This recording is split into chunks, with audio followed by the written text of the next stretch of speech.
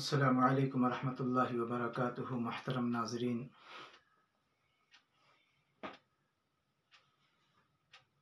امید ہے آپ حضرات بخیر ہوں گے، اللہ سلامت رکھے۔ الحمدللہ الذی ہدانا لہذا وما كنا لنہتدی لولا ان ہدانا اللہ۔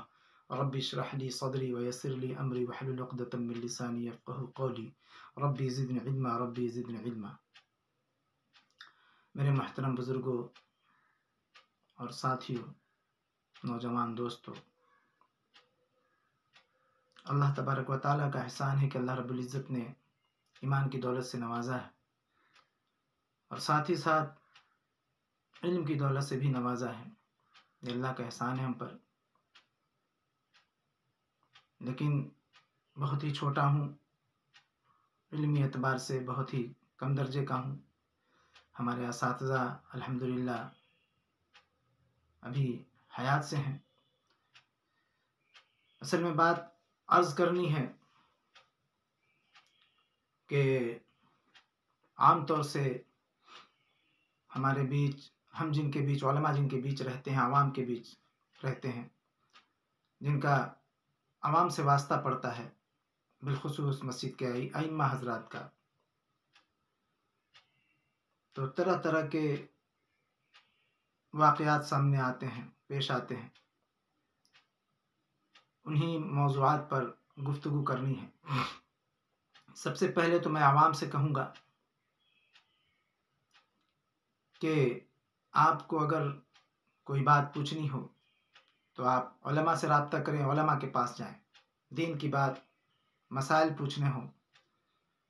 آج کل عوام علماء سے اتنی دور ہو چکی ہے کہ کہا نہیں جا سکتا۔ ہمارا تعلق جتنا غیر عالموں سے ہے، جتنا دوستوں سے ہے، جتنا ہمارے کسٹمر سے ہمارا تعلق ربط مضبوط ہے، علماء سے بالکل بھی نہیں ہے۔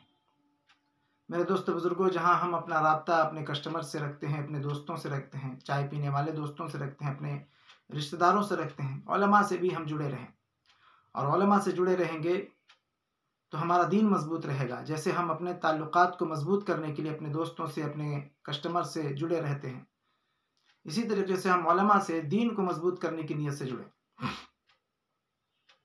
ابھی حالات اس وقت ایسے ہیں کہ کسی عالم صاحب نے کوئی بات کہہ دی، نکیر کر دی کسی چیز پر، یا کہہ دیا کہ دیکھیں یہ عمل بہتر نہیں ہے، تو عام طور سے یہ ذہن بن جاتا ہے، بنا ہوا ہے باقاعدہ، یوٹیوب کے ذریعے سے، بیانات کے ذریعے سے، یا کسی سے سن رکھا ہے، تو ان کو اپنی بات پر اتنا اعتماد ہوتا ہے کہ جو بیچارے عالم صاحب، امام صاحب جو بتا رہے ہوتے ہیں، ان کی باتوں پر وہ اعتماد ان کو نہیں ہوتا۔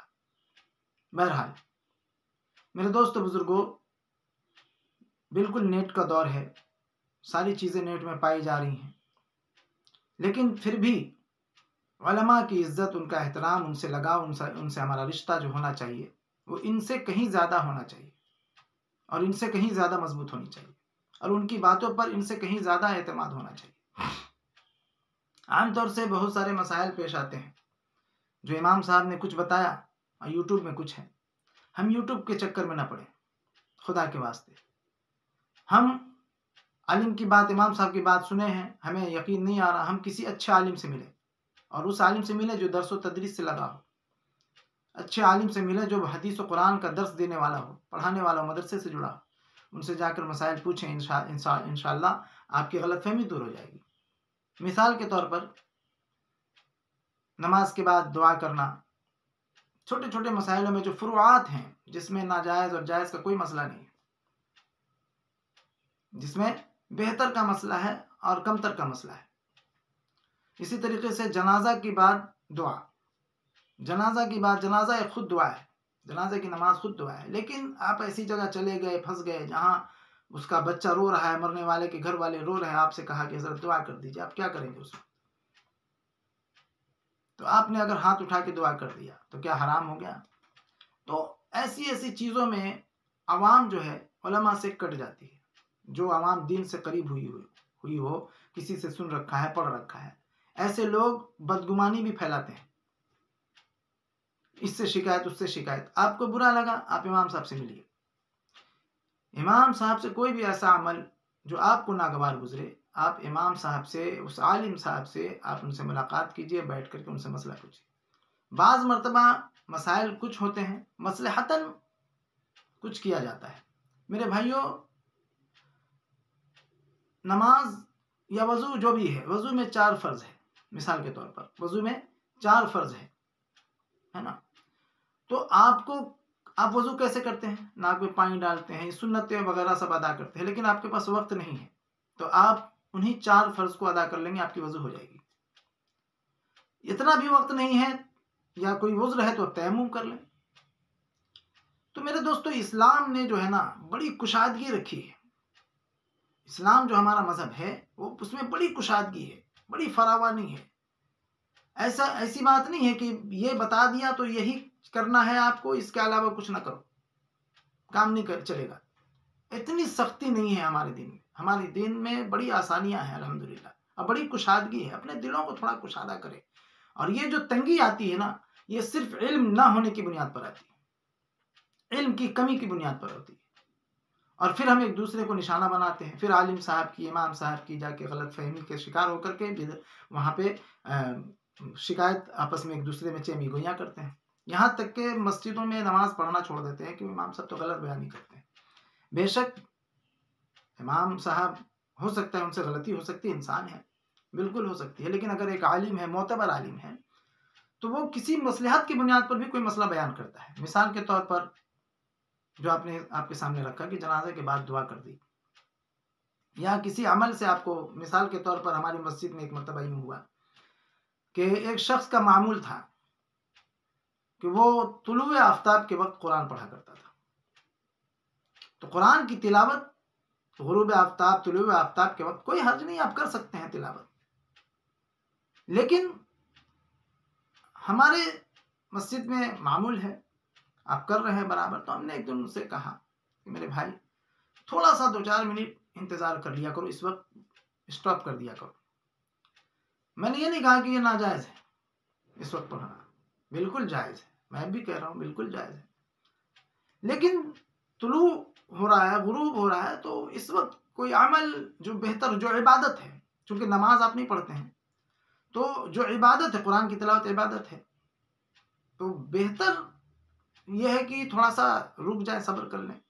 اور جو پابند ہیں، جو نئے ہیں، ان کے لیے یہ بات نہیں ہے، وہ بالکل کریں، لیکن جو پابند ہیں تھوڑا ان وقتوں کا لحاظ کر لیں، تو اس میں کیا برائی ہے؟ تو خیر، حالانکہ منع نہیں ہے، آپ کر سکتے ہیں، اس میں روایتوں میں بات آئی ہے اور مسئلہ یہی ہے، بالکل کر سکتے ہیں۔ لیکن اگر امام صاحب نے کہہ دیا تو اس میں اتنی بھی برائی نہیں ہے۔ تو یہ اتنی چھوٹی چھوٹی چیزوں کو لے کر کے بعض مرتبہ ہم لوگ کیا کرتے ہیں، مسجدوں سے الگ ہو جاتے ہیں، علماء سے کٹ جاتے ہیں۔ اب ہمارا کام کیا ہے؟ امام صاحب کے پاس ہم کمرے میں آئے، اگر ہمیں علم ہے تو علم والے کی پہچان ہے کہ وہ اصلاح کرے، علم والا کٹے نہ، شکوے نہ کرے۔ علم والے کی یہ شناخت، یہ پہچان ہے کہ جو علم والا رہے گا وہ اصلاح کرے گا، دشمنی نہیں کرے گا، کسی سے رشتہ نہیں توڑے گا، کسی سے بغض نہیں کرے گا، کسی سے حسد نہیں کرے گا، کسی کا شکوہ نہیں کرے گا، بھلے وہ ہمارے امام صاحب ہیں، غلطی ہو سکتی ہے، بالکل ہو سکتی ہے۔ آپ تشریف لے آئے کمرے میں، امام صاحب سے مسئلہ پوچھیں، ان کو بتائیں کہ دیکھیے امام صاحب، ہم نے ایسا پڑھا تھا، تو پھر امام صاحب آپ کو خلاصہ کر کے بتائیں گے۔ مصلحتاً آپ کو اس وقت مسئلہ بتا دیا، ہو سکتا ہے کوئی اور بات رہی ہو، اسی طریقے سے جو ہے کہ آپ کو انہوں نے بتا دیا، اور وہ جانتے ہیں کہ یہ چیز اپنی جگہ درست ہے، لیکن کسی وجہ سے انہوں نے بتایا ہے کہ آپ جو ہے کہ تھوڑا سا 2-4 منٹ رک جایا کرے زوال کے وقت میں یا طلوع آفتاب کے وقت میں۔ تو میرے دوستو بزرگوں، ان چھوٹی چھوٹی باتوں کو لے کر کے ہم آج ائمہ سے کٹتے جا رہے ہیں، اور کٹنے کی جو وجہ، کٹنے کے بعد کا جو نقصانات ہیں، جو نقصان ہوگا، وہ ہم سمجھ بھی نہیں پائیں گے کیا نقصان ہے۔ بعد میں ایسی جگہوں پر ہم چلے جا رہے ہیں، ایسے لوگوں کے ہاتھ پڑے جا رہے ہیں، ہاتھ میں چلے جا رہے ہیں کہ ہماری دنیا بھی تباہ ہو رہی ہے، آخرت بھی برباد ہو رہی ہے۔ دنیا تو بن سکتی ہے لیکن آخرت برباد ہو جائے گا میرے دوستوں بزرگوں۔ ایسے لوگوں کی بھرمار ہے جو ہمیں اچکنے کے لیے ہر وقت تیار بیٹھے ہیں، جو علماء سے ہمیں دور کرنے کے لیے، کاٹنے کے لیے ہر وقت تیار بیٹھے ہیں۔ اس لیے خدا کے واسطے علماء سے بدظن نہ ہوں۔ اگر کوئی بات ہے، کوئی مسئلہ آپ کو سمجھ میں نہیں آیا، آپ الجھے نہ، آپ امام صاحب کے کمرے میں آئیں، حجرے میں آئیں، یا کسی بڑے عالم سے رابطہ کریں، آپ کو جو صحیح وہ سمجھائیں، یا امام صاحب سے، بالکل امام صاحب سے ان کی غلطی ہے وہی سدھاریں گے، ادھر ادھر غیبت کرنے سے کوئی فائدہ نہیں۔ وہ مسئلے بتانے میں غلطی ہو سکتی ہے، بالکل ہو سکتی ہے، تو آپ ان کی غلطیاں انہیں سے پوچھیں، دوسروں سے نہ کہیں خدا کے واسطے۔ تو یہ آپ بات تھی جو میں نے آپ کے سامنے رکھ دی۔ آئندہ کبھی بھی امام صاحب یا اپنے علماء کی شکایتیں نہ کریں، علماء سے بھی غلطیاں ہو سکتی ہیں، آپ تشریف لائیں، آپ کو وضاحت سے سمجھائیں گے، بتائیں گے کہ کیا اس میں حکمت کیا ہے اور وجہ کیا ہے۔ ہر مسائل میں کچھ نہ کچھ حکمت ہوتے ہیں، کئی راستے ہوتے ہیں اس کے، جو ہے کہ چاہے وہ فروعات ہوں چاہے جو بھی ہوں، بہت سارے ایسے مسائل ہیں جس میں کئی راستے ہیں، کئی شکلیں ہیں، کئی وجوہات ہیں۔ تو آپ کو کس وجہ کی بنا پر انہوں نے اس وقت منع کیا تھا، آپ ان سے آ کر کے سمجھیں، آپ کے ذہن و دماغ میں جو بھی ان کے خلاف جو باتیں ہیں وہ انشاءاللہ ختم ہو جائیں گی، اور آپ ان سے پھر سے جڑ جائیے گا، کٹنے سے بچ جائیے گا۔ اللہ ہم سب کو عمل کی توفیق عطا فرمائے۔ وآخر دعوانا الحمدللہ۔